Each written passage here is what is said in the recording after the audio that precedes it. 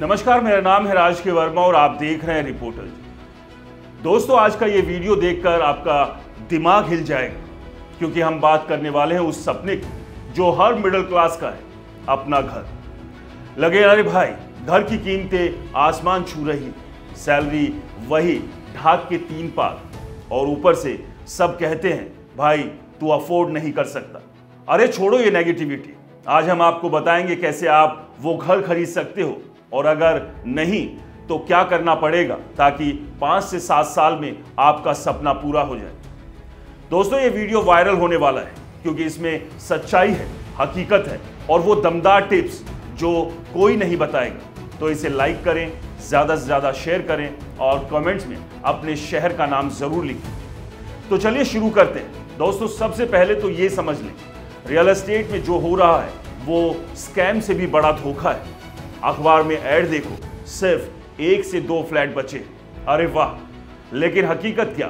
Builder token money लेकर कहते हैं सोल्ड आउट, लेकिन रेरा वेबसाइट चेक करो तो 50% यूनिट्स खाली पड़ी है। दोस्तों, बिल्डर ऑफिशियल स्केर्सिटी क्रिएट करते हैं ताकि आपको जल्दी और कभी कभी गलत डिसीजन लेने पर मजबूर कर दे।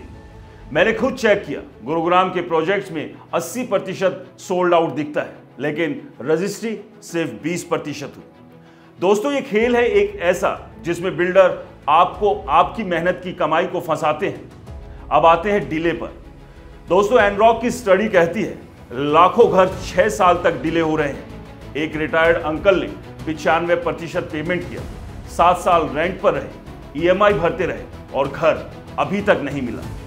बैंक्स खुश हैं, गवर्नमेंट टैक्स से खुश है, बिल्डर मौज काट रहे हैं, लेकिन आप और हम बस रोते रहते हैं। दोस्तों, इसलिए अगर आपको अच्छी डील मिल रही है तो अंडर कंस्ट्रक्शन मत खरीदो, रेडी टू मूव इन ही लो, क्योंकि वहां पछताने के चांस ना के बराबर है। चलिए अब प्राइस की बात करते हैं। पिछले 2 से 3 साल में 3 BHK फ्लैट 1.5 करोड़ से 6 करोड़ के हो गए।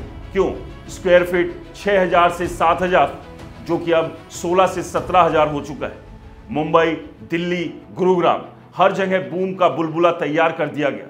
लेकिन क्या वैल्यू बढ़ी? नहीं, क्योंकि ये इनफ्लेट मार्केट है। बैंक लोन दे रहे हैं, गवर्नमेंट स्टैंप ड्यूटी कमा रही है, बिल्डर प्रॉफिट से अपनी तिजोरी को लबालब भर रहा है, लेकिन आपकी सैलरी और कमाई 10 से 15% बढ़ी मैक्स।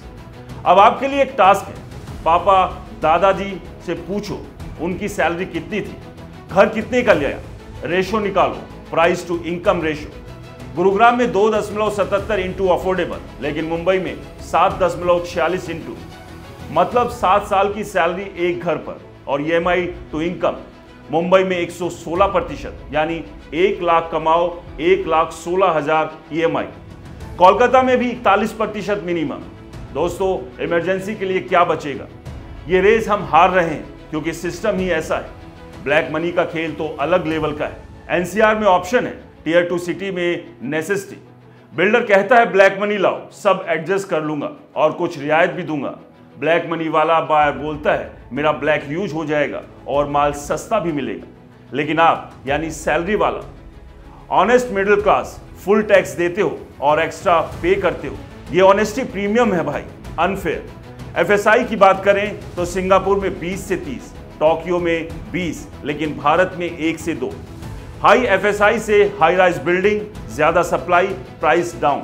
लेकिन सरकार क्यों नहीं बढ़ाती? क्योंकि इंफ्रा नहीं है, roads, water, sewerage, parking. South Mumbai, Delhi, Gurugram जैसे शहरों में और लोग डोलेंगे तो ट्रैफिक जाम, पानी की कमी, लिवेबल सिटी कहां रहेगी? स्मार्ट सॉल्यूशन चाहिए, नहीं तो प्रॉब्लम्स और बढ़ेगी।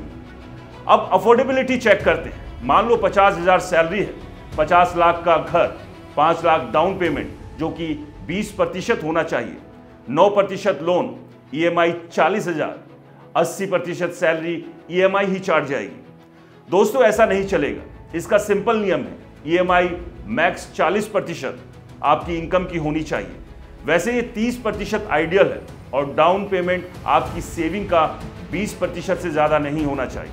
50 लाख के घर का टोटल कॉस्ट 20 साल में 1 करोड़ 20 लाख रुपए, stamp duty, maintenance, furnishing, interest सब मिलाकर। दोस्तों, इमोशनल होकर आप अपनी सारी सेविंग को एक बास्केट में ना डालें।